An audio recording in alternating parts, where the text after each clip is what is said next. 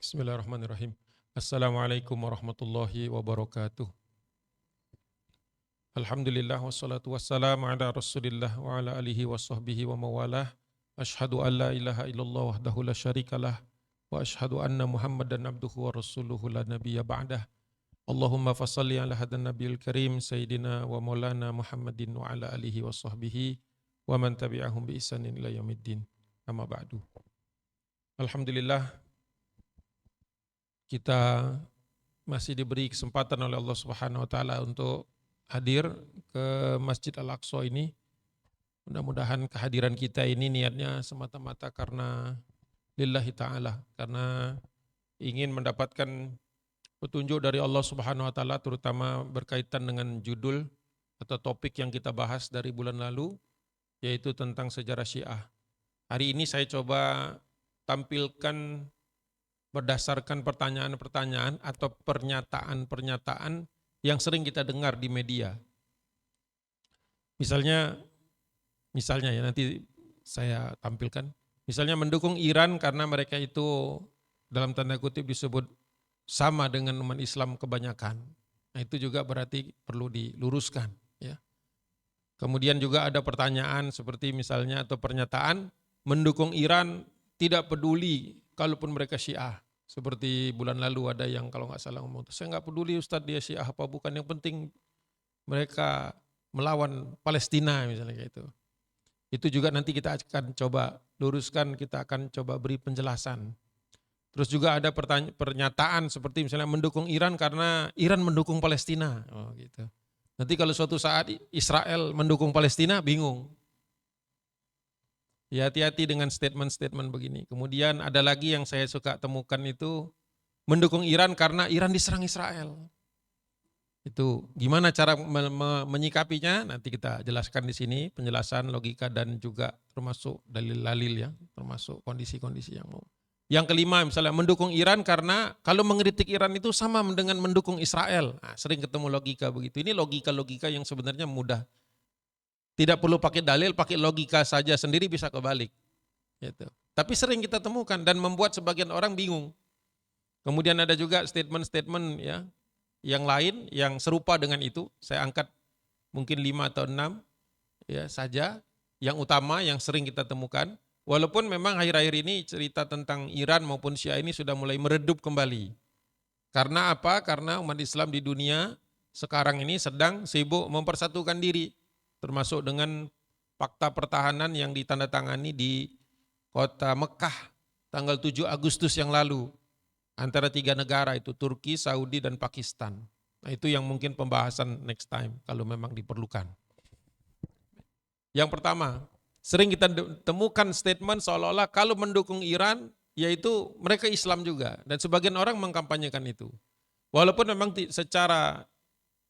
secara keumuman ulama mengatakan, ada sebagian yang mengatakan sekte Syiah tertentu itu masih dekat dengan umat Islam. Tapi apa yang ada di Iran sekarang jauh dengan apa yang kita pahami. Cuma masalahnya mereka itu punya media dan mereka itu pintar untuk melakukan penyembunyian terhadap jati diri sebenarnya. Ini yang disebut dengan taqiyah. Ya. Jumhur ulama Ahlus Sunnah wal Jamaah sudah menetapkan bahwa Syiah Imamiyah ini yang berlaku di Iran, ini akidahnya bertentangan dengan Ahlus Sunnah. Beda dengan Syiah yang lain yang mungkin ada persamaan. Tapi yang ada di Iran ini jelas. Ya. Jelas. Dalil kita adalah wa'tasimu bihablillahi jami'au wa la tafarraqu. Berpegang teguhlah kalian kepada tali Allah. Bihablillah itu tafsirnya adalah ya bil Quran was sunnah. Bil Quran was sunnah. Sedangkan banyak sekali apa yang mereka lakukan itu bertentangan dengan Al-Quran. Misalnya nanti melaknat sahabat, ya, menyandingkan orang-orang tertentu semaksum Rasulullah misalnya seperti itu. Ya.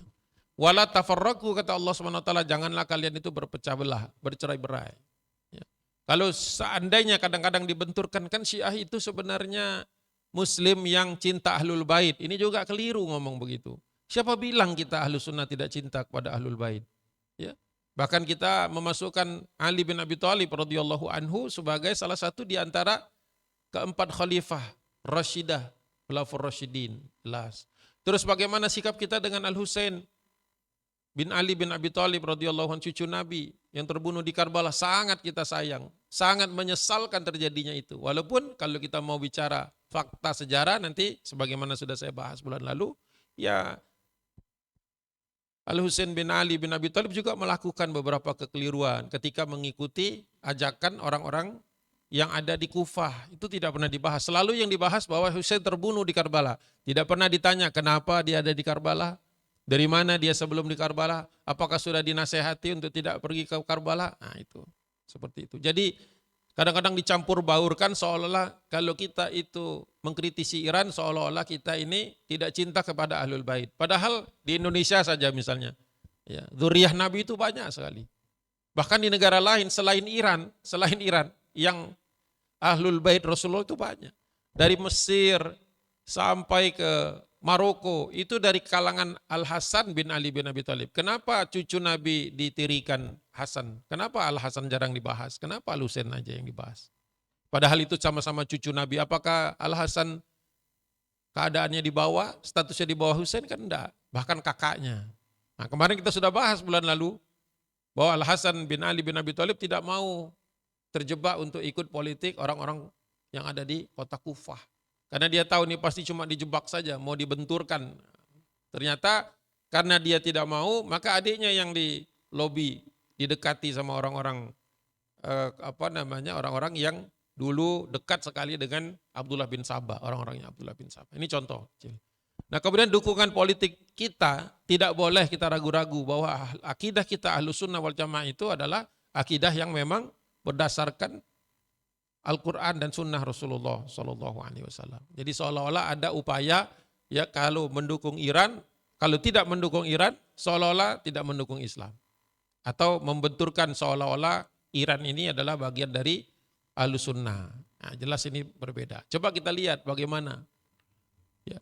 Al-Imam Ibnu Hajar Al-Asqalani ya, itu menyebutkan bahwa Syiah itu ada 3 golongan. Yang pertama Syiah Tafdil, yang kedua Syiah Rafidi, yang ketiga Syiah Rafidi Ghullah atau Rafidi ekstrim. Ya. Ada 3 macam katanya. Kalau yang pertama itu yang sebatas dia itu tasayyuh atau dia mencintai, memuliakan Ali bin Abi Thalib secara normal, secara biasa sebagai manusia yang menikahi istri Rasul, kemudian sebagai orang yang disayangi Rasulullah, kemudian memimpin umat pada masanya jelas. Ya. Selama tidak mencela sahabat, ini disebut Syiah Tafdil. Ini yang masih bisa ketemu kita. Tapi kalau sudah mulai mencela para sahabat, ya, menyalahkan manusia yang lain atas peristiwa yang terjadi di Karbala, ini sudah tergolong Syiah Rafidi. Atau disebutnya itu ghalin fi tasayyu'ihi. Tasayyu' juga kata-kata nama lain dari Syiah. Tasayyu mensyiah gitu ya. Definisi Syiah sudah kita bahas bulan lalu. Jadi memang penting sekali seharusnya kajian ini seharusnya. Ya. Kemarin itu kita nggak berhenti sampai asar. Sekali jalan harusnya. Cuma kan kita nggak mungkin, saya ada jadwal, ibu-ibu juga nggak mungkin sampai asar di sini. Ya. Sedangkan Syiah itu satu pembahasan yang dia kompleks. Makanya banyak orang yang nggak ngerti. Karena dia kompleks, harus duduk lama untuk mengertinya itu. Ya, saya dengan berat hati kemarin ya terpaksa dibagi 2. Dibagi 2 dengan harapan nanti sebelum hari ini harusnya sudah dibaca. Dibaca yang kemarin itu, yang Juli itu. Ya, karena nanti kalau nggak baca bingung. Padahal sudah ada penjelasannya di sebelumnya. Nah, ketika seseorang itu sudah Rafidi atau Rafidah, ini sudah memuliakan Ali di atas yang lain. Dengan biasanya menggunakan hadis yang disampaikan oleh Imam Muslim tentang Ghadir Khum atau Kum. Ya. Itu peristiwa di mana Rasulullah SAW mengumpulkan keluarga besarnya, kemudian mengangkat Ali sebagai penerusnya atau pengurusnya, wali. Disebutnya wali. Nah itu oleh orang-orang Syiah sekarang dianggap sebagai ini perintah Nabi agar Ali menjadi pemimpin persis setelah Rasulullah. Itu enggak ada. Rasulullah mengumpulkan jamaah keluarganya itu Ahlul Bait itu karena Rasulullah sudah punya firasat akan meninggal dunia dalam waktu dekat. Rasulullah ingin agar semua urusan kekeluargaan, baik itu mungkin harta benda dan lain sebagainya, itu beres. Makanya tidak diundang yang lain. Abu Bakar, Umar dan sebagainya tidak diundang. Dan kemudian Rasulullah menunjuk Ali untuk menjadi wali bagi ahlul bait, bukan wali bagi seluruh umat. Nah itu sering sekali diangkat. Ghadirkum, ghadirkum. Coba dilihat orang yang senang banget dengan Syiah itu pasti ngangkat itu. Kenapa? Karena tujuannya agar seolah-olah Abu Bakar, Umar, bahkan Utsman menyerobot Ali gitu. Itu politik. Jadi mereka itu sangat-sangat apa yang ngomongnya itu bebal kalau menurut saya. Kalau saya sudah mulai bosan kalau ketemu orang Syiah, ya monggo silakan gitu. Enggak ada lagi saya nafsu untuk ngajak dia ke jalan yang lurus tuh. Udah sering yang begitu-begitu. Ya, mulainya halus, ya cinta enggak? Dia ngomong ke saya, sampean cinta enggak Ahlul Bait? Cinta, saya bilang. Oh senang dia kan. Bagaimana menurut Ali bin Abi Thalib? Oh orang mulia, iya. Terus bagaimana Ghadirkum? Tak, ini saya tahu nih pasti larinya kemana. Jadi kalau sudah mulai mengangkat Ghadirkum, itu nanti dari situlah awal orang-orang itu nanti membenci Abu Bakar. Bagaimana mungkin bisa membenci Abu Bakar sedangkan Rasulullah menikahi anaknya. Aisyah itu anaknya Abu Bakar Siddiq. Makanya Aisyah juga dilaknat sama mereka. Bayangin Aisyah dilaknat sama orang-orang Syiah. Terus masih saja kampanye bahwa Syiah itu Islam. Bagaimana mungkin Anda jadi Muslim, kemudian Anda melaknat Abu Bakar Siddiq dan melaknat dia anaknya istri Nabi SAW. Itu gimana itu? Mau diakui bagian dari keluarga, tapi melaknat ibunda. Coba mikir. Ibu kan kata Nabi SAW, seluruh istriku nanti adalah menjadi ummahatul mukminin, bahwa istriku bukan wanita biasa. Ini kisahnya begini dulu, ada para sahabat Nabi itu karena benar-benar ingin mencintai Nabi sampai mengatakan kepada Rasulullah, ya Rasulullah nanti kalau engkau meninggal aku akan menikahi istrimu, aku jaga katanya. Enggak boleh kata Rasulullah. Maksudnya dia tuh mau menikahi istri-istri Nabi kalau Rasulullah sudah meninggal tuh maksudnya mau jagain gitu loh, bukan seksnya. Mau jagain, tulus gitu, siap menjagai. Kata Nabi nggak boleh. Kenapa nggak boleh? Karena mereka itu wahunna ummul mukminin. Bagaimana mungkin kamu menikahi ibumu sendiri? Ya, jadi harus tahu dulu status para istri Rasul itu adalah ibunda kita. Lepas dari segala macam kekurangannya iya. Karena mereka manusia biasa ada kekurangannya. Nah, kalau sudah logika itu sudah difahami, prinsip itu sudah difahami, bagaimana mungkin dilaknat kemudian menyatakan dirinya bagian dari kita. Saya cinta Ali bin Abi Thalib sebagaimana saya cinta kepada Aisyah. Tidak mungkin saya mencintai Ali terus melaknat Aisyah. Oh alasannya nanti keluar lagi nanti, Aisyah pernah ngangkat senjata melawan Ali bin Abi Thalib, itu dibahas lagi nanti tentang kenapa terjadi peristiwa itu. Nah itu saja sudah mengerikan, itu sudah Rafidi itu. Ketika sudah mulai mengatakan Abu Bakar nih mencuri kesempatan Ali. Oh itu makanya kalau lihat kemarin Muharram itu, saya punya videonya tapi nggak tega nggambarin itu. Jadi orang-orang Syiah itu sampai menampar-nampar diri mereka, merobek-robek baju mereka, memukul-mukul kepalanya, guling-guling di pasir, di tanah, di comberan, di kotoran. Kenapa? Katanya saking marahnya mereka kepada Abu Bakar dan Umar. Apa kita diajarin kayak gitu tuh guling-guling? Ibu-ibu pernah nggak guling-guling di pasir? Mungkin masih kecil dulu. Jadi begitu Syiah. Itu mau disama-samakan. Ya nggak mungkin. Bukan kitanya mengeluarkan mereka dari Islam. Mereka sendiri melakukan sesuatu yang nggak pernah dicontohkan Rasulullah SAW.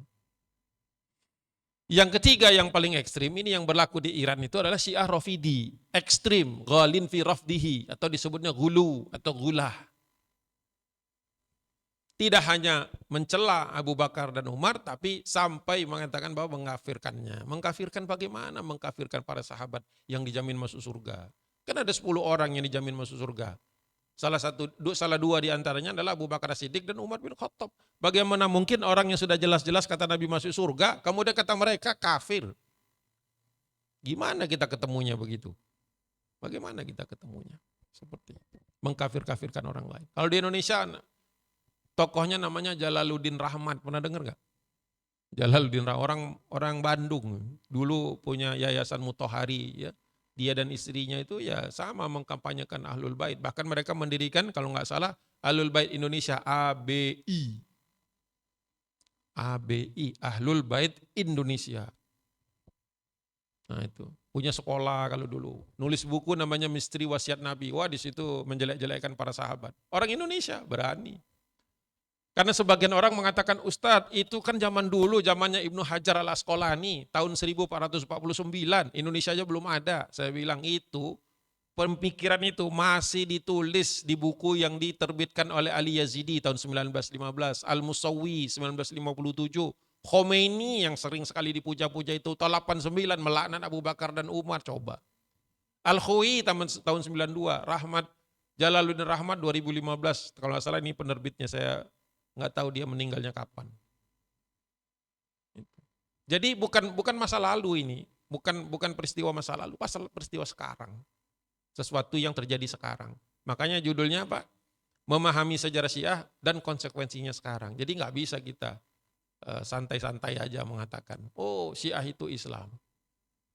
Banyak sekali nilai-nilai yang mereka itu tidak sepakati dengan kita. Contoh nih, di zaman Ali bin Abi Thalib ada orang namanya Abdullah bin Sabah. Kata dia, Ali bin Abi Thalib itu menjadi khalifah itu sudah wasiat dari Allah, wasiat dari Nabi. Gitu. Yang jelas-jelas itu keliru. Gitu ya. Bahkan dia mengatakan Nabi dan wahyu Allah itu adalah ketuhanan imam, bayangkan. Jadi Ali itu dijadikan sejajar dengan Nabi.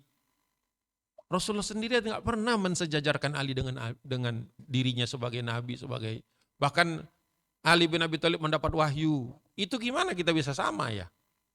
Kalau mendapat wahyu berarti ada tambahan ayat-ayat.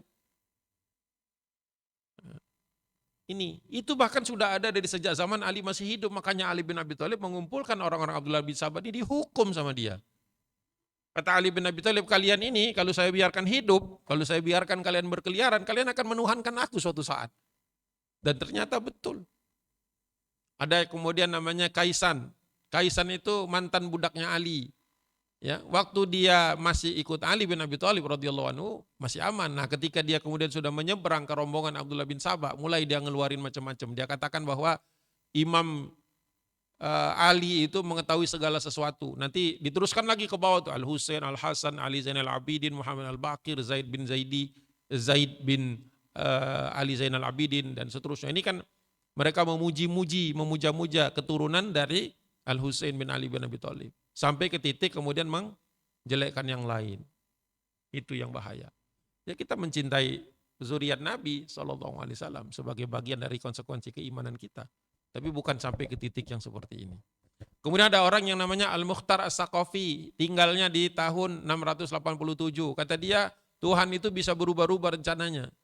Pertama dia kok bisa tahu? Dari mana dia tahu Tuhan bisa berubah rencana? Emang Tuhan tuh ngasih tahu ke dia tuh. Oh Mukhtar saya mau berubah ini.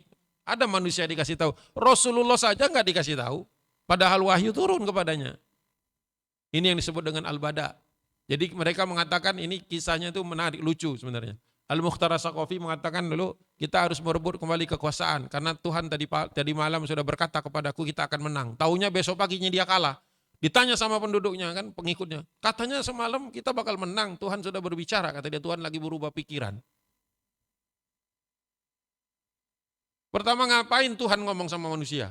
Kenapa Allah sampai ngomong sama manusia? Allah sudah menyelesaikan semuanya dalam Al-Quran. Untuk apa Allah ngikuti makhluk? Untuk apa Allah SWT ngasih tahu kepada makhluk bakal ada perubahan? Tidak perlu. Kita disuruh mengimani saja namanya takdir. Takdir. Nah, itu orang Syiah itu ribet mikirnya itu. Muter, bingung sendiri akhirnya. Ada orang namanya Qusair Asy-Syair, ini yang mendominasi, dia bikin 3 akidah baru. Pertama, bahwa Syiah itu ada nasnya, seperti yang kemarin saya katakan ada hadis-hadis, ayat-ayat di dalam Al-Quran, padahal itu nggak ada maksudnya yang asli itu pembahasan bulan lalu ya. Nah kemudian bahwa imam itu tidak mati kata mereka. Ya, jadi imam-imam Syiah itu dianggapnya tidak ada yang mati itu. Kalau ada yang mati, ruhnya ngikut ke berikutnya. Jadi kayak reinkarnasi, makanya dipertanyakan, dalam Islam ada nggak reinkarnasi? Ibu kalau meninggal ruhnya kemana? Ke orang lain. Terus nanti ngisapnya gimana? Bingung kan? Misalnya ruh saya misalnya kalau ngikutin pemikiran Syiah pindah ke orang lain, terus nanti orang lain itu dihisapnya pakai apa? Yang sesederhana itu saja mereka kacau kan? Gimana yang lain? Gitu.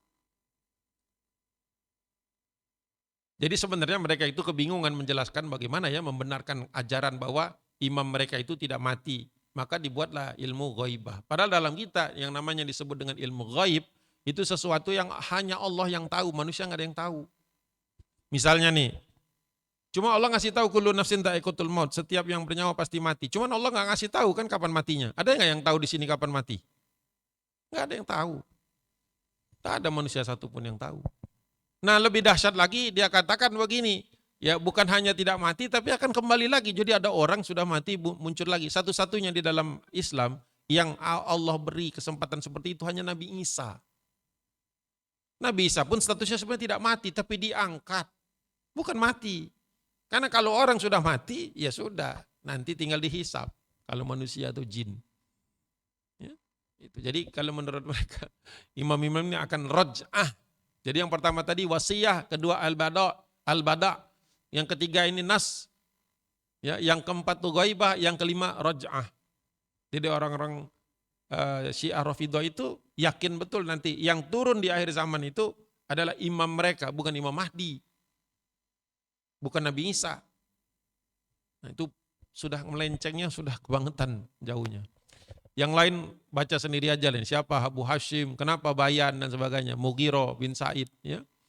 Nah, di zaman Al-Mughirah bin Sa'id Al-Ijli inilah mulai menuhankan Ali. Sebagaimana Ali di tahun-tahun sebelumnya kan, berapa ratus tahun sebelumnya itu, 100 tahun sebelumnya itu sudah mengatakan kalian ini kalau tidak saya hukum, kalian akan bablas sampai menuhankan saya. Ternyata benar muncul. Bahwa Ali anta Rob bahasanya gitu. Ali anta Rob. Wahai Ali, engkau adalah Tuhan, engkau adalah Tuhan. Mabuk mereka udah. Gimana mungkin manusia jadi Tuhan? Makanya bingung, kok masih ada ibu-ibu, bapak-bapak, anak-anak gitu yang mengatakan Syiah itu Islam. Akidahnya aja nggak nyambung kita. Gimana nyambungnya coba? Gimana nyambungnya? Mungkin ibu-ibu lebih tahu di mana nyambungnya. Ya, kita tidak meyakini, kita tidak mengimani bahwa manusia itu kalau sudah mati ada yang hidup lagi. Kecuali dia padang mahsyar nanti. Dibangkitkan untuk dihisap. Ya, begitu. Makanya hati-hati ngomong sama aja. Beda dikit. Nggak ada ilmunya tapi ngomong beda dikit. Kata dia. Beda dikitnya di mana itu? Sudah akidah bicara akhirat kebangkitan. Nah ini di zaman dari garis keturunan Ja'far As-Shadiq, kemudian ke Musa Al-Kadhim, ke Ali Ar-Ridha. Ya. Ini kalau ibu-ibu lihat, ini kan ada jalur-jalur yang putus nih. Seperti misalnya Ali bin Abi Thalib sebenarnya punya 5 anak laki, tapi cuma 2 yang diurus sama orang Syiah. Dari 2 itu mereka lebih cenderung pada Al-Husain. Kenapa Al-Hasan ditinggal? Pertanyaannya. Karena Al-Hasan tidak mau ikutan dengan cara mereka berpikiran beragama. Kemudian Al-Husain kebetulan anaknya Ali Zainal Abidin cocok sama mereka. Kemudian nanti ada 2 lagi, ada Muhammad Al-Baqir sama Zaid. Kenapa Zaid nggak ditelusin sama mereka, hanya sekelompok orang Syiah saja yang disebut dengan Zaidiyah saja. Karena Zaid itu menolak mereka mengkultuskan dirinya. Ya. Muhammad Al-Baqir punya anak Ja'far As-Shadiq masih, karena cuma itu yang menjadi garis keturunannya, maka disepakati. Nah ketika Ja'far As-Shadiq punya 2 anak, yang pertama Ismail, yang kedua Musa, mereka condong kepada Musa karena Ismail tidak mengikuti variasinya Rafidhah ini. Walaupun dia akhirnya disembah juga menjadi sebagai Syiah Ismaili. Nah nanti dari situ turun Ali Ar-Ridha. Nah ketika mulai masuk Musa Al-Kadhim sampai Ali Ar-Ridha, para ulama udah nggak bisa diam lagi. Karena selama sebelum itu, semasa yang saya bahas tadi, mereka membuat prinsip-prinsip baru. Nah ulama khawatir kalau tidak dicegah, kalau tidak diarahkan, jangan sampai ini yang mereka susupkan ini kemudian menjadi akidah. Maka muncullah imam-imam mazhab. Di antaranya Imam Abu Hanifah, Imam Malik, Imam Syafi'i, Imam Hambali. Di tempatnya masing-masing, di eranya masing-masing, mereka kemudian melindungi, membentengi umat dari pemikiran-pemikiran yang aneh tadi. Yang saya sebutkan tadi, wasiat, bada, nas, ghaibah, raj'ah, dan yang terakhir itu masalah imamiyah. Jadi kalau jangan juga suka ikut-ikutan begini, jangan suka ikut-ikutan kecuali keceplosan. Misalnya Imam Ali. Karena di dalam akidah Islam, Ali gak pernah jadi imam. Ali bin Abi Thalib itu pujian paling utamanya adalah dia itu adalah radhiyallahu anhu, sebagaimana sahabat yang lain. Kan suka saya misalnya lihat, dia ahli sunnah, tapi dia seperti Imam Ali. Saya bilang, enggak, Ali bukan imam. Dia orang mulia, iya jelas. Dia menantunya Rasulullah jelas. Dia istri dari Fatimah, jelas. Dia ayah dari, iya jelas. Tapi bukan, enggak disebut imam. Cuman masih ada saya suka hati-hati kalau ada orang yang sebut. Kalau Ali bin Abi Thalib disebut imam, kenapa Abu Bakar nggak diimamin juga? Ada orang nulis Imam Abu Bakar, Imam Umar ada. Padahal lebih dulu dari Ali menjabatnya. Ada Utsman bin Affan disebut Imam Utsman bin Affan, nggak ada. Zunnurain nama dia. Panggilannya Zunnurain, pemilik dua cahaya. Karena pernah menikahi dua anak Nabi kan. Ruqayyah sama Ummu Kulthum. Begitu. Abu Bakar nggak perlu dikasih imam depannya, As-Siddiq. Beres sudah. Orang yang pertama kali membenarkan dakwah Nabi tanpa harus dijelasin, tanpa harus diyakinkan. Kata Nabi, orang yang kalau saya ajak Islam itu semua ada keraguan-raguan sedikit. Tapi Abu Bakar nggak ada, kata Rasulullah. Begitu saya kasih tahu ini wahyu dari Allah, langsung benar. Umar nggak perlu disebut al-imam kan, karena dia julukannya al-faruq, yang membedakan antara batil dan hak, yang benar antara yang benar dan salah. Kenapa Ali bin Abi Thalib dikasih al-imam, imam? Jadi nggak usah latah-latah ngikut Imam Ali. Emang sampean mengikuti pemikiran imamiyah. Imamiyah itu berarti kalau kita menyebutkan dan kalau nggak tahu nggak apa-apa, kalau nggak tahu nggak apa. Sekarang udah nggak boleh lagi nggak tahu kan? Sudah saya kasih tahu kan? Ya, karena ketika orang itu menyebutkan Ali itu sebagai imam, berarti itu sama saja mengatakan bahwa yang sebelum-sebelumnya itu dulu nyerobot kesempatan Ali. Berarti sudah mulai sedikit lagi itu tinggal diyakinkan saja ini nyerobot. Awalnya nggak yakin, lama-lama jadi yakin, lama-lama ya sudahlah kita laknat saja. Makanya pertemuan-pertemuan mereka itu, kalau kita kan bukanya dengan sholawat, hamdalah, ya kan? Ya, dengan istighfar dan sebagainya. Kalau mereka itu dibukainya dengan melaknat Abu Bakar, melaknat Umar. Jadi pembukaan pengajian itu dengan cara, kan itu kan merusak hati. Ngapain kita ngelaknat-laknat orang lain? Itu. Apalagi orang-orang mulia seperti mereka. Nah, para ulama akhirnya membentengi. Mulai dari fikih, ya, mulai dari nanti akidah, dibentengi. Ya. Jadi masa-masa munculnya Imam Abu Hanifah, kemudian punya murid Imam Malik, kemudian murid dari Imam Malik itu Imam Syafi'i, kemudian Imam Hambali dan seterusnya, itu adalah upaya untuk membentengi umat dari berbagai ajaran-ajaran yang muncul sebelum itu yang dikhawatirkan mengacaukan cara pandangan umat. Itu yang pertama tadi. Ini untuk menjelaskan kenapa hati-hati ketika kita mengatakan mendukung Iran karena mereka Islam. Tahu dari mana Anda? Kata orang, nggak beda jauh. Tahu dari mana kamu? Nggak beda jauh itu. Sampai pernah saya ngisi di sebuah tempat, ada juga ibu-ibu, bapak, suami, istri. Kayaknya ramah di Tehran, datang. Wah, kami di sana disambut, kami bebas melaksanakan, kami ahli sunnah. Gak bisa. Ya iyalah, itu kan tamu.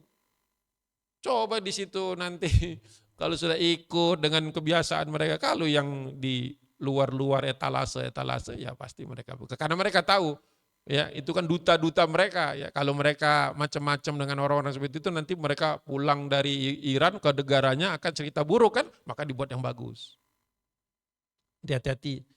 Ya, bertahun-tahun di sana bukan berarti menjadi dalil bahwa mereka itu Islam. Beda. Para ulama ini kan sudah melihat kitabnya, membaca. Anda di situ mungkin bertemu, kebetulan misalnya ketemu sama orang Iran yang bagus. Ya. Kan ada juga pasti yang bagus, yang sopan, yang santun. Ya. Nggak ketemu yang jelek mungkin gitu kan. Tapi para ulama ini kan nggak ngelihatnya cuma dari 1-2 orang. Tapi melihat kitabnya, melihat ajarannya, melihat dakwahnya dari orang Syiah itu. Baru mengambil kesimpulan. Jadi jangan sampai nanti suatu saat ketemu teman yang pernah lama di Iran terus dia mengatakan enggak kok sama kita. Persaksian dia selama berapa bulan atau berapa tahun di sana enggak bisa jadi pembenar. Yang dia lihat dengan apa yang difahami para ulama ratusan tahun perjalanan hidupnya itu enggak sama. Sama. Jadi enggak kemudian ada orang yang lama di Iran terus menjadi menjadi dalil. Itu gak bisa. Dalil itu bukan dari pendapat orang. Lah, kalau memang dia ada kecondongan kepada Syiah, kemudian dia lama di Iran, wow, sekalian dia punya punya argumen kan nanti kan. Hati-hati yang seperti itu. Ada saya lihat. Oh saya mah pokoknya Iran bagus gitu kan kata dia. Kenapa? Teman saya yang lama di Iran katanya Iran bagus lah. Para ulama yang berjejer itu yang menyebutkan sifat-sifatnya nggak dipercaya, tapi temennya yang mungkin setahun 2 tahun di Iran, dia lebih pegang daripada ulama yang sudah meneliti semua kitab-kitab yang jadi rujukan. Kan jadi lucu. Kayak misalnya kita ketemu sama ahli, ahlinya bilang jangan makan nih makanan ini beracun. Nggak percaya kita, lebih percaya kepada temen. Oh kemarin saya makan kayak gitu aman kok. Ada ahli sudah melakukan penelitian, eksperimen, memberitahu bahwa makanan ini bahaya, gak diterima. Tapi temennya ngomong, enggak kok makanannya aman-aman aja, kalau dimakan mati tahu-tahu. Jadi hati-hati, bukan berarti kalau seseorang itu lama di Iran, terus dia bisa menjadi argumen. Terus bukan dia berarti membawa kebenaran. Sama kayak, kan ada orang bertahun-tahun di Mekah. Apa otomatis dia jadi ulama? Enggak, orang dia travel. Ngerti nggak maksud saya? Bukan berarti kalau ada orang berpuluh-puluh tahun di Mekah, apa dia menjadi dalil bahwa dia kalau ngomong pasti benar gitu? Ya enggak lah, ya kan? Jadi seseorang tinggal di Mekah, kalau dia bukan niatnya untuk belajar ilmu, ya nggak jadi ulama. Rajin tawaf, rajin sholat di Masjidil Haram, bertahun-tahun, mungkin haji bisa setiap tahun, umroh setiap saat. Tapi apakah omongan dia jadi benar otomatis? Enggak. Bahwasannya dia soleh benar, solehah iya mungkin. Jadi ingat hati-hati ya, orang lama di Iran belum tentu kemudian dia jujur tentang Iran.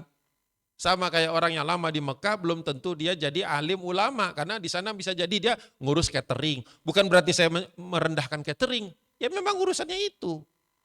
Ngurusin makanan, menjemput tamu, mengantarkan tamu.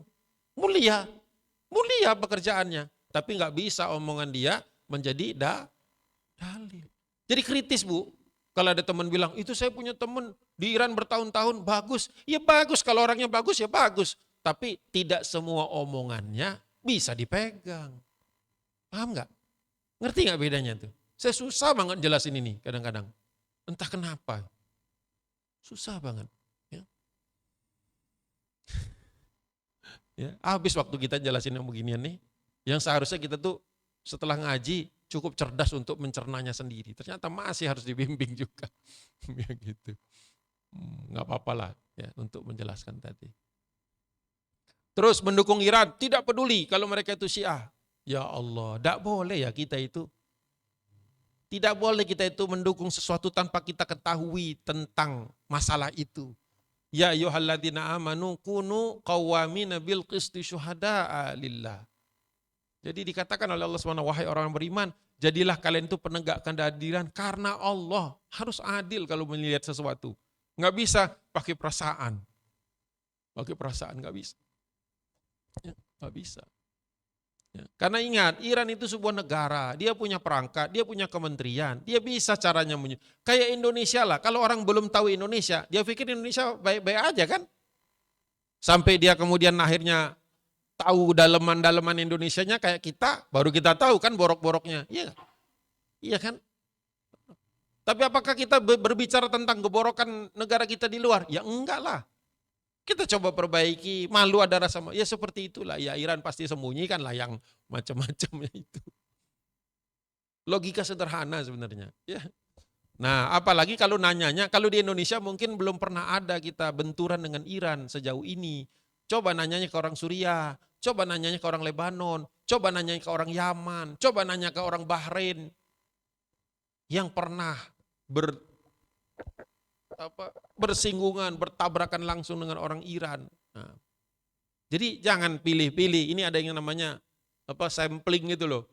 Ya ibaratnya kalau kita mau nanya tentang sesuatu ya, terus kita ngambilnya, misalnya nanya tentang pentingnya sholat, nanyanya kepada orang yang rajin sholat, pasti bagus. Sama kalau kita mau nanya gimana hukumnya khomer, kalau nanyanya ke ulama dapat hukum kan. Tapi kalau nanyanya yang biasa dugem, Khamr enak kata mereka. Ngerti gak? Hati-hati, nanya di mana, nanya kepada siapa. Iya. Kalau nanyanya ke maling, ditanya Pak maling, ya maling kadang-kadang manfaat juga sih. Iya iyalah, orang dia suka mencuri gitu kan. Ya walaupun kita tentu saja ya, mencuri itu adalah satu perbuatan tercela. Tapi kalau bisa jadi ada kondisi di mana orang kelaparan, gak dapat bantuan. Dia mencuri hanya untuk makan. Beda dia, mencuri untuk investasi. Ya kan? Ya beda lah kayak gitu. Makanya hati-hati mengambil sampel-sampel seperti ini ya. Jadi standar kita jelas Al-Quran, sunnah Nabi, bukan sentimen-sentimen geopolitik dan sebagainya. Nah nih tokoh-tokoh mereka nih muncul nih. Ya. Imam Bukhari, Imam Muslim juga, bukan Syiah ya, Imam Bukhari, Imam Muslim itu juga untuk meluruskan, karena mereka orang-orang Syiah itu bikin hadis-hadis yang palsu-palsu, dipalsukan gitu. Maka kemudian muncul Imam Bukhari, Imam Muslim dan para ahli hadis yang lain ya, yang mereka itu ingin menjaga bahwa hadis-hadis itu harus otentik. Harus ada sanadnya, ya, harus ada ilmu tentang siapa ini yang meriwayatkan. Karena kalau tidak bahaya. Karena orang Syiah itu tak tahu. Ya begitu mereka mengatakan berkatalah Nabi, qala Rasulullah. Orang langsung zaman dulu nih sebelum hadis menjadi disiplin ilmu. Kalau sudah mengatakan qala Rasulullah, orang semua taat, dengar. Tapi lama-lama ketika didengerin kok banyak yang aneh gitu. Akhirnya para ulama, wah kalau begini nggak boleh sembarang orang. Karena semua orang nanti qala Rasulullah, qala Rasulullah, qala Rasulullah. Padahal bisa jadi kalau dicek nggak ada itu perkataannya. Maka dibuatlah disiplin ilmu namanya hadis. Sebelumnya para ulama tidak mencatat hadis, yang dicatat Quran. Kalau ditanya kenapa mereka tidak mencatat hadis di awal-awal dulu? Karena mereka takut bercampur dengan Quran. Nanti bingung orang bedakan mana kalam Allah, mana perkataan Nabi.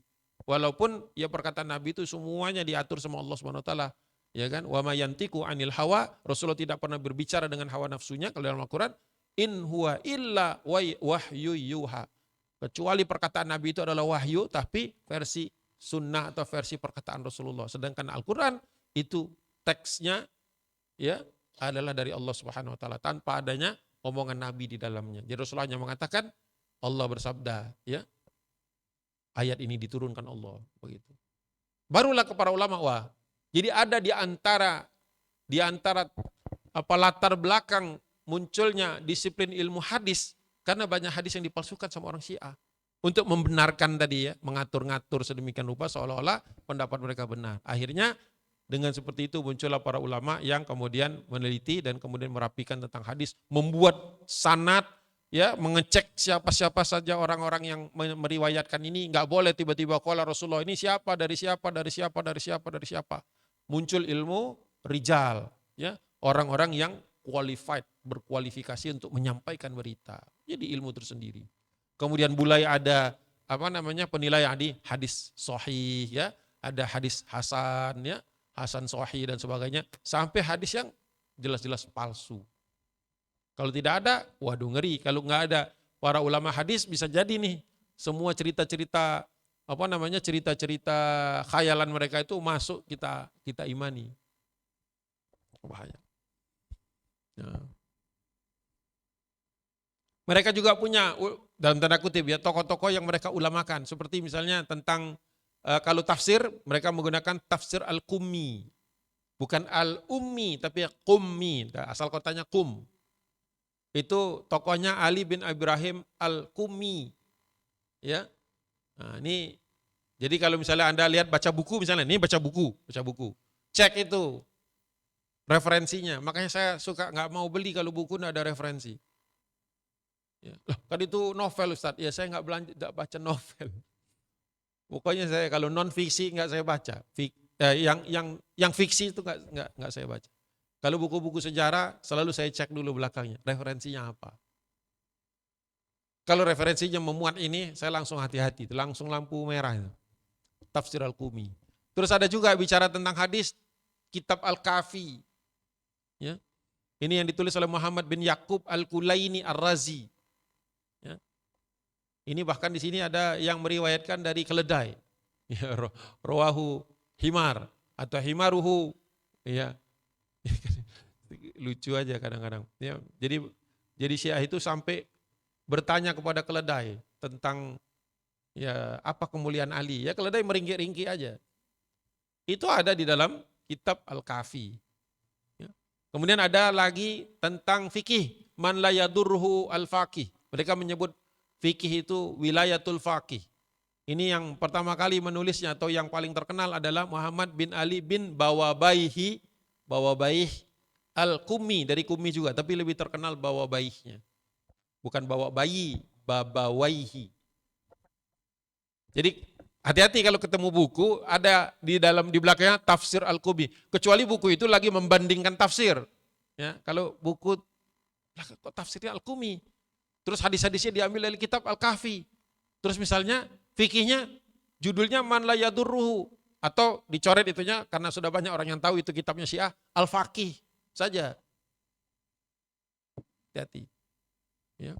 Kitab kalam namanya kitab Al-Irsyad, kitab logika mereka. Ya, atau kitab kalam lah, Al-Mufid, ya. Syekh Muhammad bin Nu'man Al-Baghdadi Al-Mufid. Ya, jadi ginilah aja. Sederhananya ibu-ibu kan bukan orang yang meneliti hadis, bukan meneliti Quran gitu kan, bukan itu profesinya kan.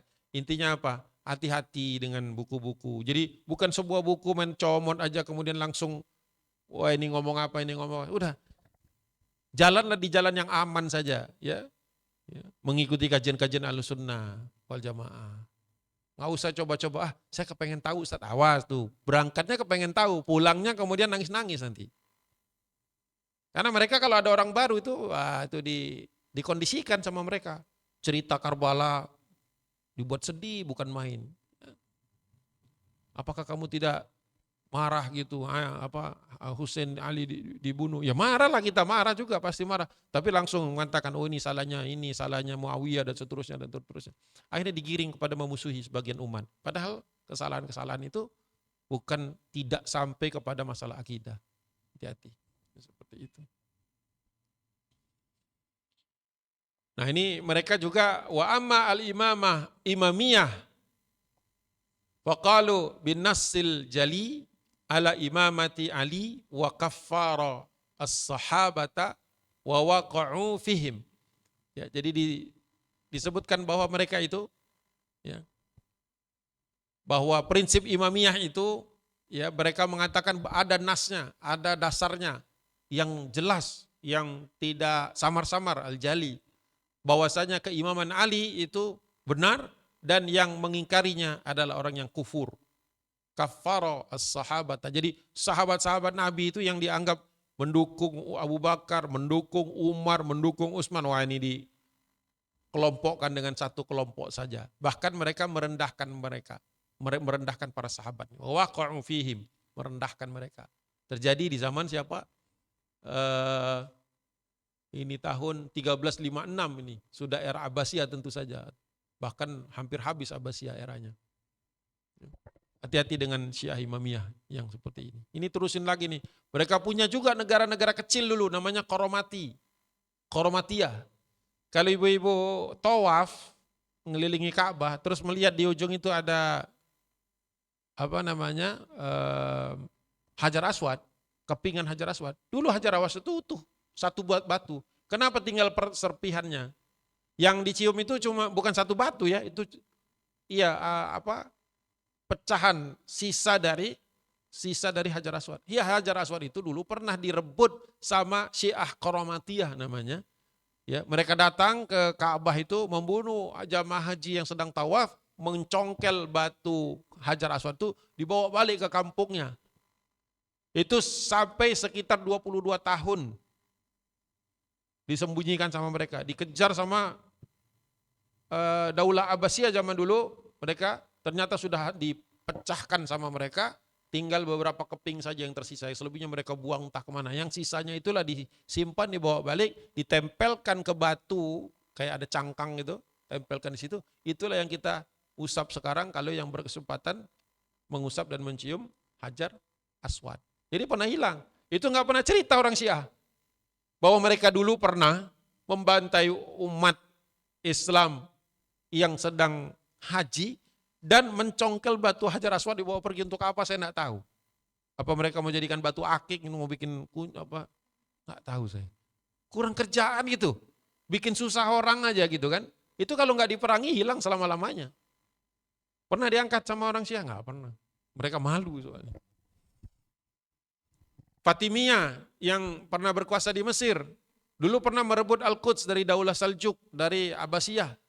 Ya. Terus mereka ketika diserang oleh pasukan salib, bertahannya main-main. Sehingga kemudian akhirnya lepas. Jadi Al-Quds lepas ke pasukan salib itu, Crusaders itu, di zaman Fatimiyah sedang menguasainya. Bukan kaum muslimin. Jadi kita tidak pernah melepaskan Al-Quds itu ke tangan pasukan salib, tetapi dinasti Fatimiyah. Ya, Fatimiyah.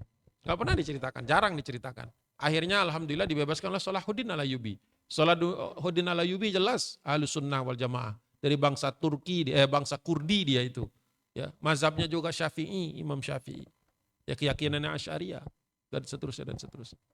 Kemudian ada satu lagi yang mereka sering sembunyikan, dinasti Buwaihi.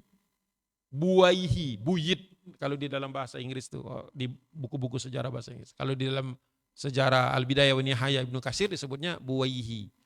Itu pernah menyandera 5 orang khalifah. 5 orang khalifah sama mereka atur. Makanya di zaman Abbasiyah tertentu tuh, dari zaman Khalifah Al-Mustakfi, Al-Muti, At-Ta'i, Al-Qadir, Al-Qa'im, itu yang namanya Syiah dianggap sebagai ini cikal bakal kenapa dulu Syiah sampai mengklaim mereka itu bagian dari Islam. Karena pernah selama 5 khalifah, walaupun pendek-pendek masa mereka itu, menyatakan bahwa Syiah ini adalah bagian dari Islam. Ya, sebagian besar orang tahu bahwa ini tuh tekanan politik. Ya. Karena mereka lagi berkuasa. Siapa yang berkuasa?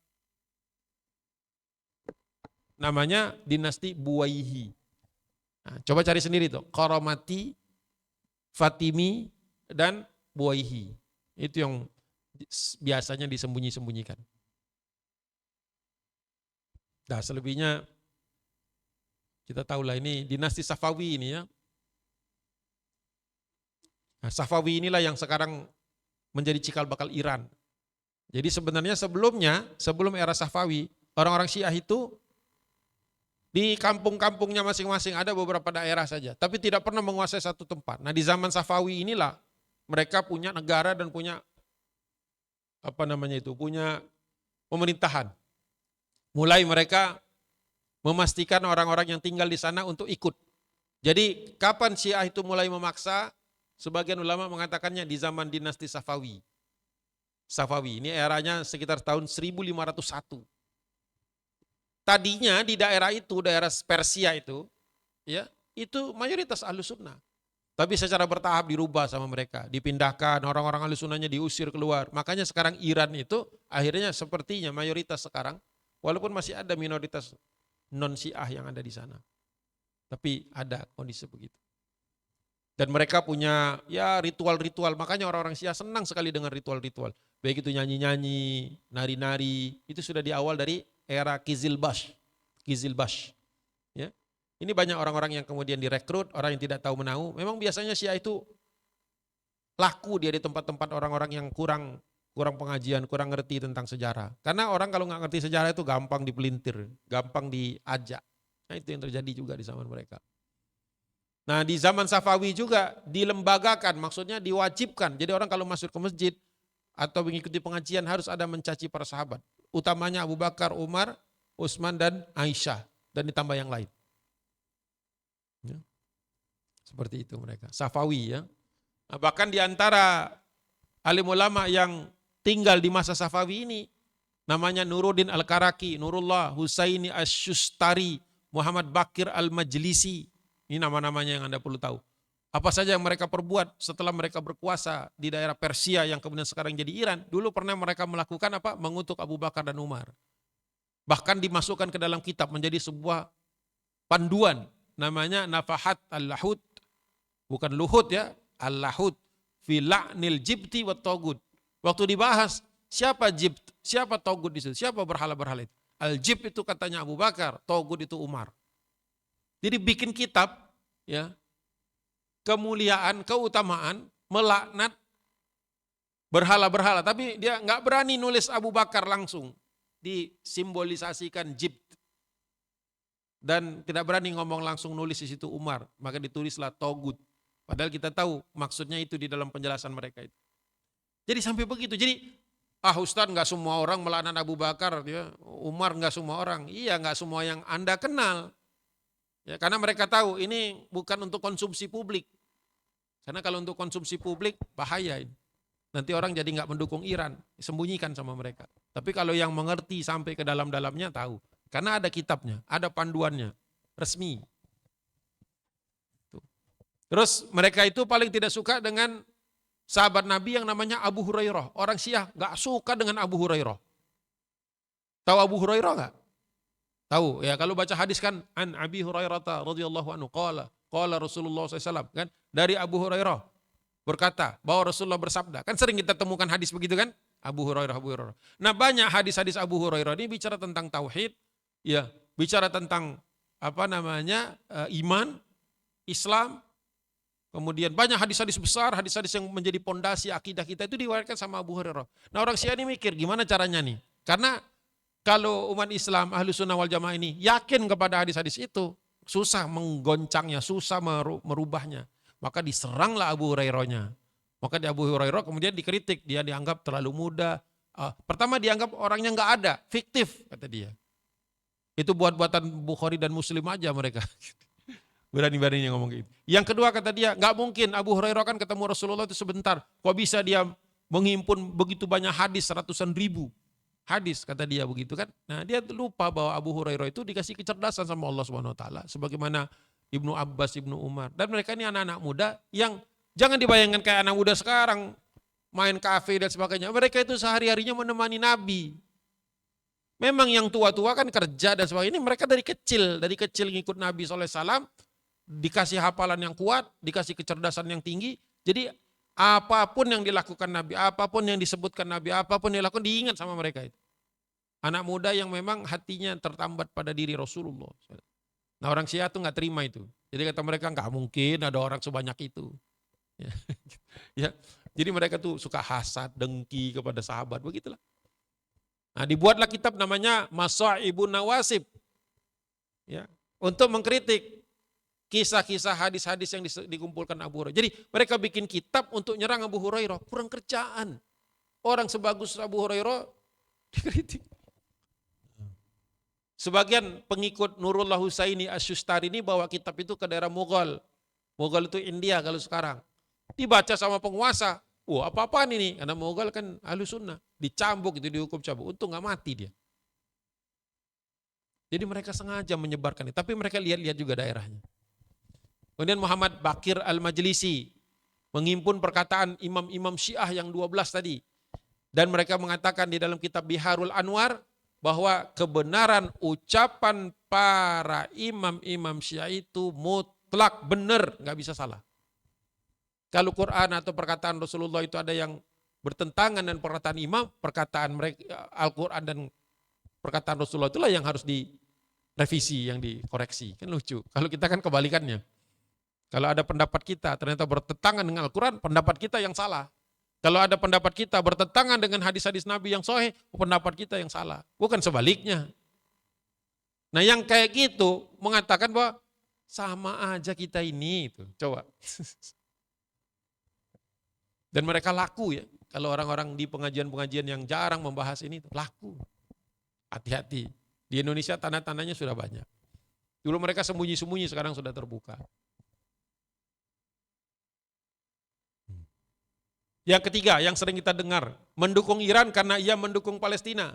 Iran itu kan muncul tahun 79, Palestina sudah dijajah Israel tahun 48. Emang antara 48 sama 79 gak ada yang perang?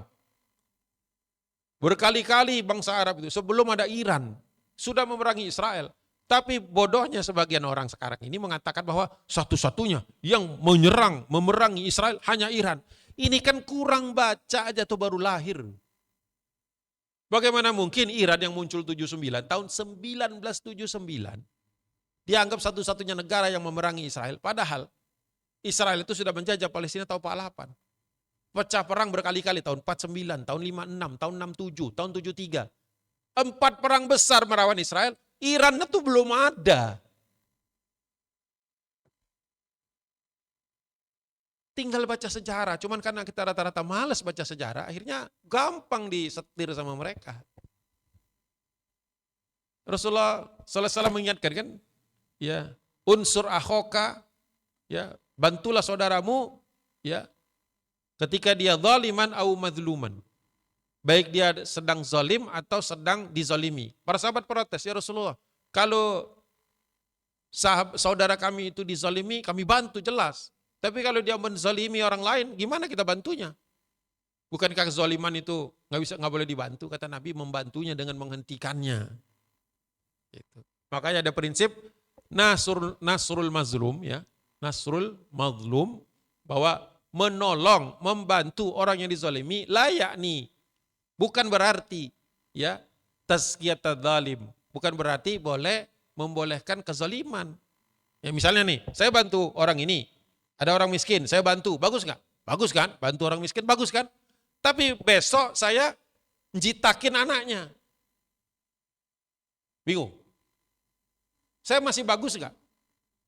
Ya nggak bagus lagi. Waktu bantu orang miskinnya bagus, jitakin kepala anaknya. Hanya karena saya bantu bapaknya, boleh nggak saya jitak anaknya? Nah, kan logikanya ngerti kan? Iran bantu Palestina, bagus nggak? Bagus. Tapi kalau kemudian Iran itu melakukan pembantaian di Suriah dan sebagainya, apakah kita tutup mata? Kan enggak. Itu aja nggak bisa kita kadang-kadang. Entah kenapa tuh panik ketika dibenturkan yang hal-hal seperti itu. Padahal sederhana sekali itu. Ya kalau memang dia memang betul-betul ingin membebaskan Palestina, bukan Lebanon, kan berapa kali ngomongnya Lebanon terus. Kita sepakat. Tapi kalau sudah mulai agenda-agenda terselubung, Husi di Yaman, mau menenggelamkan kapal-kapal negara-negara Arab, negara-negara Ahlussunnah di Selat Bab al-Mandab, jelas nggak mau kita. Iran, perang lawan Israel, diperangin sama Israel sama Amerika, kita juga nggak suka. Kalau mereka mau menyerang Amerika dan Israel, silakan. Tapi jangan menutup Selat Hormuz. Selat Hormuz itu kapal Malaysia lewat, kapal Indonesia lewat, kapal Brunei lewat di situ. Kapal-kapal negara muslim lewat di situ. Kok diserang Israel sama Amerika, kok balesnya ke muslim?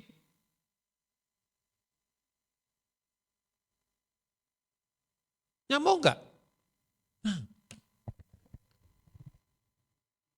Ibaratnya ibu nih, punya rumah, terus ada jalan di samping rumah itu. Berantem sama sebagian orang, satu orang, berantem sama satu orang. Terus kita tutup jalan itu. Sekampung yang di belakang sana nggak bisa lewat. Benar nggak? Kok kayak gitu bisa ngerti, tapi ke Hormuz kok bingung? Mungkin karena nggak lihat petanya kali. Jadi saya heran. Orang mendukung Iran katanya karena mendukung Palestina. Terus kita ingetin, Iran tuh nggak selalu dukung Palestina. Kadang dia dukung milisi-milisi dia di Lebanon. Yang dihabisi umat Islam. Makanya saya katakan tadi logika sederhana. Kalau kita sudah bantu orang miskin, bukan berarti kita punya hak jitakin anaknya. Ya kalau bantu-bantu, ya termasuk anaknya juga dibantu. Jangan diputer-puter logikanya. Ini saya masukin data tapi waktunya nggak cukup supaya nanti ada tanya jawab ya. Nah ini Iran tuh juga punya sejarah yang mengerikan juga sebenarnya. Cuma nanti aja lah ini. Banyak mereka main di belakang, main dengan Amerika, main dengan Inggris. Itu siapa? Khomeini itu pemimpin spiritual mereka. Bukan yang kemarin meninggal, yang mendirikan itu. Itu melarikan dirinya ke Perancis. Selama dia belum balik ke Tehran itu dipiara sama Perancis. Nah itu hati-hati. Ini banyak nih masalah, data-data saya bisa masukkan ya. Represi mereka dan seterusnya. Ya, banyak. Nah nomor 4 yang sering kita dengar, mendukung Iran karena dia diserang Israel. Wajar, Indonesia juga kalau diserang Israel harus balas. Ya enggak? Tapi buktinya kita diserang, tentara kita di Lebanon diserang sama Israel, kita nggak berani balas, cuma mengecam. Begitulah. Nah, tapi tetap kita harus adil, bahwa apa? Wala yajrimannakum syana'anu qaumin ala alla ta'dilu i'dilu huwa aqrabu littaqwa. Allah mengingatkan kita dalam surah Al-Maidah kan, janganlah kebencianmu terhadap satu kaum mendorongmu untuk berlaku tidak adil. Berlaku adillah karena adil itu lebih dekat kepada takwa. Jadi kita juga harus melihat bahwa ketika Iran diserang Israel, jelas kita kecam. Ya. Tapi kalau Iran menyerang negara-negara Muslim, ya dengan alasan ada pangkalannya, tapi yang disasar gedung-gedung sipil, itu nggak benar. Kalau dia nyerang markas Amerika di tanah Arab, silahkan. Ya, silahkan karena memang Amerika juga punya dosa-dosa yang banyak terhadap umat Islam ini, invasi Afghanistan, invasi Irak dan seterusnya, ngebom Libya dan sebagainya, banyak. Ya, memang idealnya harusnya Ahlussunnah wal Jamaah. Memang tahun-tahun ini ya negara-negara Ahlussunnah wal Jamaah ini lemah, pemimpinnya lagi lemah. Jadi ya di satu sisi memang diuntungkan Iran ya karena dia diserang Israel, ya kemudian mereka melawan, ya kelihatannya memang jadi heroik. Ya, mungkin itu juga sebagian banyak orang yang akhirnya kepincut gitu. Kalau saya sudah baca sejarahnya, jadi gak gampang membuat saya terus gampang ngikuti karena saya baca dulu apa ini maksudnya. Tidak tertipu dengan tidak silau dengan berita-berita yang kadang-kadang dibuat sedemikian rupa. Ya. Apalagi nih. Nah, perlu dicatat juga bahwa kenapa negara-negara di Teluk itu pemimpinnya malah cenderung pro Israel, pro Amerika dan sebagainya. Karena dulu pernah mereka punya raja-raja, punya presiden-presiden yang berani melawan Amerika dan Israel. Diganti semua sama mereka. Jadi pertanyaan kita ya, kenapa Iran didiamkan gitu kan? Nah, ada pasti agenda-agendanya. Coba dipikir. Dulu Mesir itu punya Jamal Abdul Nasser. Jamal Abdul Nasser, wah berani betul dia melawan Israel itu. Perang berkali-kali. Dilengserkan, dijatuhkan dia, digantilah kroni-kroninya sekarang nggak berani lawan Israel. Dulu kerajaan Arab Saudi ada raja namanya Raja Faisal bin Abdul Aziz. Sampai dia katakan kalau Amerika ini bantu Israel yang nyerang Palestina, maka saya stop minyak. Zaman dulu Arab Saudi itu eksportir minyak paling besar dulu. Di stop sama dia. Diancam sama Amerika. Kalian akan kehabisan uang. Kata dia, kami dulu hidup nggak perlu uang. Cukup kami ada unta, ada kurma beres. Kalian butuh bensin punya bahan bakar ini semua. Di stop sama dia. Apa yang dilakukan oleh Amerika Serikat? Dikirimlah seseorang yang masih keluarganya pulang dari Amerika Serikat menghadap Raja Faisal. Pas sudah dekat ditembaknya dari bawahnya dengan buruk mati. Jadi raja-raja termasuk presiden dan lain sebagainya yang pernah menentang Amerika dan Israel itu dibunuhin satu-satu. Muammar Gaddafi, walaupun Saddam Hussein ya banyak catatan-catatan, tapi banyak yang berani ngelawan Amerika disikat satu persatu. Makanya di negara itu sekarang tinggal adalah yang nggak berani ngapa-ngapain. Nah, itulah yang kemudian menjadi alasan sebagian orang ngapain bantu orang Arab ini, mereka ini ngikutin Amerika Serikat. Betul saya bilang, ya memang negara-negara Arab ini sebagian besar nggak punya nyali lagi, tapi bukan berarti membenarkan kita mendukung Iran. Saya bilang. Karena Iran juga punya masalah-masalah yang panjang sekali. Itu. Nah itu yang agak berat kadang-kadang menjelaskannya. Ya. Padahal bantuan mereka, saya pernah hitung, dibandingkan dengan bantuan-bantuan negara-negara Arab yang lainnya, gak nyampe 10%. Ya, contohnya misalnya seperti ini. Bantuan mereka 350 juta dolar, sekitar 6 triliun. Tapi kalau Qatar saja, bantunya itu, bantu katakanlah bantu Palestina, ya bicaranya itu 31 triliun. Jadi kadang-kadang ini Qatar ini bantunya banyak banget tapi nggak pernah klaim, jarang dia klaim-klaim ya. Karena mungkin dia juga nggak berani klaim, takutnya dikejar dan ditangkap sama Amerika Serikat. Tapi Iran yang cuma ngasih 6 triliun ya selama beberapa tahun itu berani mengklaim. Jadi hati-hati dengan orang yang kelihatan dermawan dengan orang yang dermawan. Banyak orang ini saya sudah ngasih ke masjid banyak nih, dimuliakan dia. Ada orang yang ngasih lebih banyak dari yang tadi, tapi nggak mau disebut namanya. Itu penggambaran. Banyak negara mau bantu Palestina, seperti Indonesia. Bantu Palestinanya nggak sedikit. Bahkan kita mendirikan masjid dan mendirikan rumah sakit di sana. Iran belum pernah bikin rumah sakit di Gaza, Indonesia ada. Makanya kalau memang nggak suka dengan negara-negara Teluk, lihat-lihat sejarahnya. Ya, karena mereka juga mengalami pergantian rejim dari yang berani lawan Barat dengan yang nggak berani.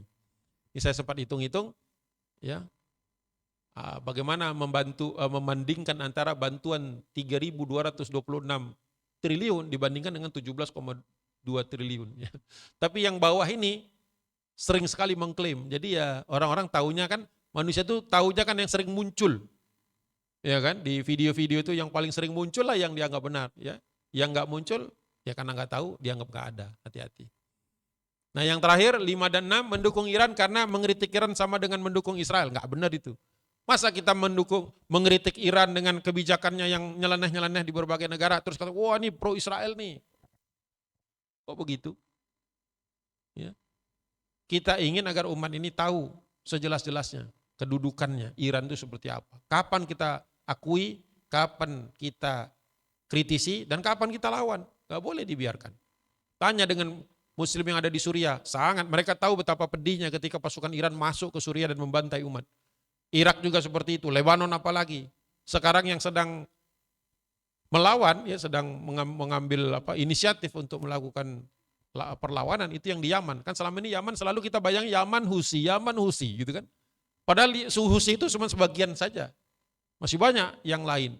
Ya, cuma tadi karena jarang diberitakan dan pemberitaan di Indonesia juga ada politiknya. Kenapa? Kalau bicara Palestina selalu yang disoroti negara-negara yang memang satelitnya Iran. Kenapa ketika negara-negara selain ini memberikan dukungan Palestina beritanya dikit aja. Untuk mencekoki ke dalam pemikiran umat bahwa yang paling berjasa atas Palestina adalah Iran. Padahal tadi datanya sudah disebutkan. Enggak ada seujung kukunya. Hati-hati. Yang 6 yang terakhir mendukung Iran harus secara total. Wah ini seneng Iran kayak gini. Sekalian daftar aja di kedutaannya. Supaya dapat bantuan. Ya. Ya, begitulah hati-hati ya. Jadi kalau mereka lagi benar, ya kita akui. Ya, tapi kita tidak menerima akidahnya. Jangan bilang tuh, saya bantu Iran gak peduli dia Syiah. Loh, jadi Anda mau bantu Iran gak peduli kalau mereka melaknat Abu Bakar, saya bilang gitu. Bingung kan? Bingung. Nah, kalau Iran yang zalim ya harus kita lawan. Tapi tetap kita tidak boleh membenci seluruh penduduk Iran. Karena tadi saya katakan Iran itu tidak seluruhnya Syiah. Tapi yang berkuasa memang yang Syiah saat ini. Tapi kalau kita lihat sekarang, bahwa kebijakan Iran itu ya tidak mencerminkan masyarakatnya. Sama lah kayak kebijakan Indonesia tidak selalu mencerminkan masyarakatnya kan. Pemimpinnya apakah selalu mencerminkan masyarakat? Enggak. Di Indonesia aja begitu apalagi di tempat lain. Yang politiknya mereka kuasai. Nah itulah kira-kira bahaya-bahayanya. Mudah-mudahan ibu-ibu dan juga nanti kepada anak-anaknya ya hati-hatilah. Coba lihat, jangan terlalu cepat emosi gitu. Ketika ada berita tuh baca perlahan-lahan. Masuk akal enggak? Logikanya dipakai. Kok begini ya? Kok begini ya? Gitu. Jangan gampang dikit-dikit benar, dikit-dikit benar. Dan kembali saya garis bawahi, saya pernah ketemu yang begini juga. Hati-hati, tidak semua orang yang lama di Iran pendapatnya benar tentang Iran. Sama logika yang tadi, orang yang puluhan tahun di Mekah belum tentu dia ulama. Bisa jadi dia travel atau catering, ya kan, ya tergantung namanya cari duit kan boleh nggak cari duit di Mekah? Boleh. Tapi yang ke sana untuk belajar, ya misalnya datang ke Mesir, datang ke Madinah, ke Mekah, Damaskus, kan banyak tempat belajar. Ya kalau datangnya untuk belajar, ya belajar. Tapi kalau datangnya bukan untuk belajar, nggak terus dia omongannya bisa dipegang. Hati-hati. Billahi taufiq wal hidayah. Assalamualaikum warahmatullahi wabarakatuh. Kita ada waktu sampai jam 10 pas untuk bereskan ini. Warahmatullahi wabarakatuh. Alhamdulillah ya ibu-ibu sudah bisa tadi ya mendengar pencerahan dari Ustadz Agung Waspodo ya. Semoga kita semakin cerdas gitu ya mendudukkan isu-isu terkini gitu ya sehingga kita tidak mudah terbawa dengan bungkus gitu ya atau arahan-arahan media atau misalkan opini-opini publik sehingga kita bisa saja sedikit lagi masuk ke dalam jurang akidah gitu ya ibu-ibu sekalian. Ya insya Allah kita akan buka sesi tanya jawab, mungkin ada dari ibu-ibu semua atau dari abang di sebelah sana yang ingin bertanya tentang kajian kita hari ini dipersilakan.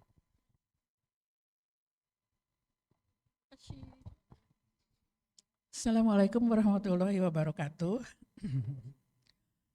Pak Ustadz, tadi kita sudah melihat mengenai 3 macam Syiah ya, yaitu tafdil, rafidi dan ekstrim ya, rafidi dan ekstrim. Di mana di bawah pimpinan Khomeini pastinya ini masuk ke dalam yang ekstrim ya Pak Ustadz ya. Nah sejak kita perang Amerika-Iran ini, kita sering mendapat tayangan dari pemimpin yang baru yaitu Khomeini ya, yang terbunuh pada waktu di awal perang itu. Nah saya lihat maksudnya tuh beliau itu kalau membawakan tausiah atau nasihat-nasihat tuh sangat menyejukkan hati gitu loh Pak Ustadz. Maksudnya tuh yang benar-benar kata-katanya jauh dari caci maki atau dan lain-lain. Nah, apakah saya juga termasuk terbawa emosi nggak tahu gimana? Ya, tapi pertanyaan saya maksudnya apakah masyarakat Iran sekarang masih mengikuti tiga Syiah itu atau sudah lebih ke modern gitu, Syiah modern? Demikian Pak Ustadz. Ya. Terima kasih. Assalamualaikum. Jadi begini, ada 3 pertanyaan di dalam satu pertanyaan Ibu itu. Yang pertama, kita tersentuh dengan tausiah dari Khamenei. Kalau saran saya, ya sering-sering mendengar nasihat-nasihat dari ulama-ulama yang bukan Syiah. Jauh lebih menenangkan, jauh lebih mendalam lagi. Cuma karena dia pemimpin spiritual, jadi kesannya kayaknya wah. Ya, kadang memang realita di negara-negara Islam Ahlussunnah, kadang-kadang pemimpin-pemimpin yang karismatik itu nggak dikasih tempat. Kenapa? Karena sibuk korupsi kan. Nanti kalau orang-orang lurus naik ini nanti habis lah nggak sempat. Kan paling risih orang korup itu dengan orang lurus kan. Makanya jadinya akhirnya kita kejepit ini. Di satu sisi Iran ada pemimpin begitu, di sisi yang lain di negeri-negeri Ahlussunnah ini susah nyarinya. Tapi sebenarnya bukan tidak ada. Bukan tidak ada. Dan hati-hati juga dengan media sosial. Sekali Ibu klik like. Misalnya nih ada Khamenei ini lagi memberikan ceramah atau sudah diterjemahkan ke bahasa Indonesia. Itu berarti sudah ada yang menerjemahkan, berarti itu sudah jelas alirannya kemana. Terus kita klik like. Aku terharu, klik kata-kata lagi itu. Aku terharu banget. Nanti akan muncul di timeline Ibu itu semua yang sejenis. Sehingga kita pikir nggak ada orang lain yang lebih bagus daripada dia. Cara menghadapinya adalah kita buka website-website yang juga memberikan tausiah dengan baik. Banyak ulama-ulama besar di Suriah, di Lebanon, yang Ahlussunnah, di Mesir banyak. Nah kita klik yang itu, karena nasihat-nasihat mereka juga tidak kalah menyentuhnya. Cuma kita mungkin jarang dengar, nggak ada yang nerjemahin, karena tidak ada agenda di situ. Coba kalau dipikir, itu kan dia bukan pakai bahasa Arab, pakai bahasa Persia. Siapa yang nerjemah ini? Yang bisa bahasa Persia? Kenapa ada orang Indonesia tahu bahasa Persia? Biasanya karena lama di Iran. Kenapa dia lama di Iran? Mungkin dapat beasiswa, awalnya dia lurus. Tapi lama-lamanya beasiswa itu lama-lama pasti akan membuat hati ini condong. Nah, dari situ saja kita sudah bisa mengambil kesimpulan bahwa saran saya kalau merasa seperti itu, alhamdulillah berarti hati kita lembut ya, bisa dinasihati. Kan banyak orang nggak bisa dinasihati kan? Nah, tapi saran saya berikutnya adalah coba diseimbangkan dengan tausiah-tausiah para ulama-ulama besar dari kalangan kaum muslimin. Supaya kita benar-benar jujur ketika dan merasakan ketenangan juga. Itu yang satu. Yang kedua, ketika kita bicara tentang saya jadi sampai lupa nomor 2 tadi. Ada 3 saya lupa catat ya. Yang pertama tadi tentang Khamenei, yang kedua tadi tentang Allahumma sholli ala sayyidina Muhammad. Apa Bu tadi Bu pertanyaannya? Masyarakat ya. Oh iya, nah itu dia. Jadi begini, Syiah itu, jadi gini, antara orang yang menganut Syiah dengan orang Iran itu dua hal yang berbeda, walaupun ada irisannya. Jadi ketika dia berada dalam keadaan Syiah, dia akan terpola jadi 3. Antara tafdil, Rafidi, atau Rafidi ekstrim. Nah, kalau di sebelah kiri, ini dia tradisional atau dia modernis. Ya. Jadi bisa jadi begini, bisa jadi dia modernis, tapi tetap ekstrim. Ya sama kayak di Indonesia lah misalnya. Mohon maaf, saya contoh ya, bukan berarti ini sama ya. Misalnya ada orang Muhammadiyah, ada NU kan? Yang paling umum lah, ada Persis dan sebagainya. Kan di Muhammadiyah kan ada yang kaya, ada yang miskin kan? Ada yang modern, ada yang masih agak tradisional. Ya kan? Tapi kan tidak berubah itu statusnya. Bisa jadi. Sama kayak NU kan, ada yang miskin, ada yang kaya. Sama Persis juga begitu. Jadi kita pisahkan antara orang modern, atau orang kaya, orang miskin, atau orang modern, orang tradisional dengan keyakinannya. Harus dipisahkan menjelaskannya itu. Ya. Nah sekarang orang-orang anak-anak muda Iran banyak yang modern yang berpikiran ini. Bahkan mereka mau meninggalkan rejim ini bukan karena mereka enggak Syiah, tapi mereka tidak suka dengan kepemimpinan tadi yang kroni. Jadi kan orang-orang IRGC ini, mereka nyebutnya IRGC itu ya kekayaan dia ada di tangan mereka. Jadi masyarakat protes ini bukan protes Syiahnya. Protes bahwa ini kok ekonomi nggak merata. Makanya kemarin sempat ada demo-demo di Iran itu ingin agar ada pergantian rejim. Tapi yang dimaksud pergantian rejim itu supaya ekonomi dan sebagainya ini apa istilahnya kalau di Indonesia lah, supaya merata, supaya keadilan ekonominya ada. Itu di satu sisi ada keluhan seperti itu. Tapi di sisi yang lain, apakah mereka masih Syiah ekstrim atau tidak, itu tidak selalu tercermin dari apa yang mereka proteskan. Gitu. Jadi bisa jadi mereka sudah modern cari dari sudut pandang ekonomi dan pandangan ini, namanya anak-anak muda lah, Gen Z-nya mereka kan sama dengan Gen Z kita. Gen Alpha mereka kurang lebih sama karena mereka lahir di zaman teknologi sudah maju dan sebagainya. Nah, apakah mereka masih Syiah atau tidak harus dilihat apakah orang tuanya mendoktrin atau tidak. Itu kan kita ada juga kan orang tuanya sangat Islami terus tapi anaknya bisa jadi lepas. Kayak gitu. Jadi perlu dilihat secara terpisah. Jadi apakah sudah banyak seperti itu? Nampaknya belum banyak. Kenapa? Karena rejimnya masih berkuasa. Bukan berarti di Iran tidak ada ini ya, tidak ada kroni-kroni kepemimpinan ya. Ya kalau Anda bukan bagian dari IRGC nggak dapat proyek besar. IRGC itu semacam aslinya awalnya dia itu semacam milisi. Tapi kemudian karena berkuasa terus jadi semacam tentara, tapi terpisah dari tentara aslinya, tentara yang angkatan udara sebagainya terpisah. Nah, karena pusatnya di situ, mereka ingin agar semua kebijakan itu terpusat, akhirnya mereka kebagian lah itu proyek-proyek gitu, kayak kita kalau di Indonesia kayak BGG, MBG gitu-gitu, kayak Kopdes. Mereka juga punya yang seperti itu, tapi di kalangan mereka sendiri. Nah, itu yang menimbulkan protes-protes masyarakat yang merasa mereka tidak mendapatkan keadilan itu. Jadi tidak selalu yang mereka protes itu kesiahannya. Bisa jadi yang mereka protes itu adalah ketidakadilan ekonomi, ketidakadilan politik gitu. Ya, jadi sejauh mana. Tapi yang jelas kebijakan resmi mereka itu adalah kebijakan Rafidhah. Minimum Rafidhah, nggak ada tafdil. Ya. Bisa kita lihat harus lihat di di channel-channel mereka. Seperti misalnya ritual-ritual keagamaannya. Paling enak mencarinya itu di bulan Muharram. Karena banyak sekali mereka itu ngumpul ya. Kemudian mencabuk-cabuk itu yang kalau yang cuma tepuk-tepuk biasanya ibu-ibu ya, atau tepuk-tepuk kepala gitu. Nah, nanti kalau sudah laki-laki itu udah buka baju terus pakai cambuk itu yang digini-giniin. Gitu. Sampai luka-luka. Dan anak kecil, saya punya video yang cuma nggak tega aja membagikannya. Anak kecil diluka-lukain kepalanya. Disayat-sayat itu, kata mereka ini kayak inisiasi ya, perawalan mereka untuk kemudian mencintai Ali. Karena menurut mereka mencintai Ali itu mencintai Husain itu dengan cara merasakan kepedihannya. Ya kalau mau cari aja, tapi jangan sampai nanti saya khawatir efeknya tuh negatif gitu. Makin sedih kita. Karena memang ideologinya ditanamkan dengan cara kesedihan. Kalau kita ini tertindas dulu, Ali bin Abi Thalib, Al Husain bin Ali dibunuh, kita nggak bisa ngapa-ngapain. Sekaranglah kita saatnya mengapa-ngapain, gitu masuknya gitu.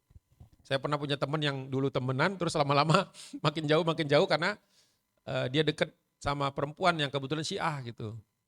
Akhirnya ya kebawa ke sana. Kalau itu sih urusan dia lah, bukan urusan saya. Tapi intinya seseorang itu ketika sudah mulai terbawa ke sana, mereka ada kecenderungan seperti itu, menyakiti diri. Ya, insya Allah terjawab ya Ibu ya. Ada lagi mungkin yang ingin bertanya?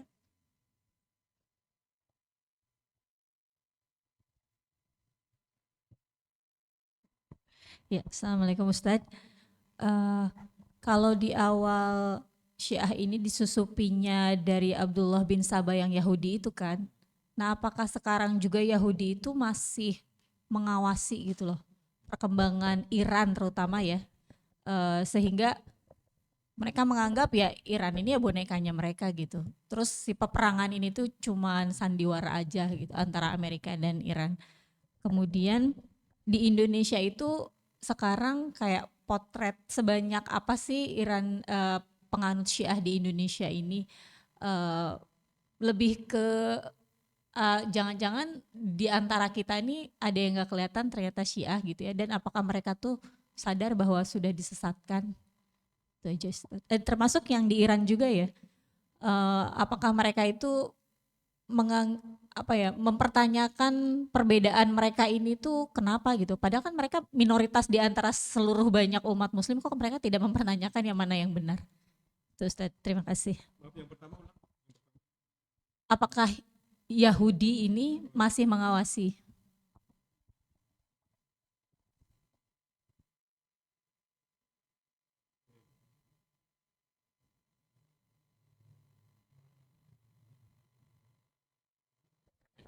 Oke, yang pertama. Jadi begini, Yahudi itu, terutama Zionisme ya, yang lahir dari Zionisme abad ke-19, itu punya pandangan bahwa mereka itu superior. Makanya mereka menggunakan kitabnya itu bukan Taurat tapi Talmud. Talmud itu, kalau mau tahu seperti apa pandangan orang Zionis itu sekarang, baca Talmud. Karena Talmud itu mengatakan bahwa manusia selain mereka itu adalah ternak, hewan yang bisa mereka bunuh, pakai kapan saja.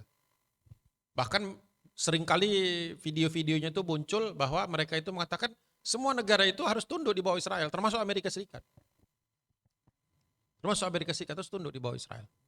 Jadi ketika mereka ditanya gitu, apa enggak nyesel gitu, apa enggak malu gitu, apa enggak malu gitu ya membunuh ribuan orang, puluhan ribu, ratusan ribu orang di Israel. Kata mereka masih kurang itu. Masih kurang itu. Ya. Mantan Zionis namanya Norman Finkelstein, seorang dokter. Dulu dia sangat pro Israel, tapi lama-lama dia melihat kejanggalannya. Dia mengatakan masalah di Israel itu bukan masalah Netanyahu, kata dia. Tapi masalah penduduk Israel itu sendiri yang merasa superior.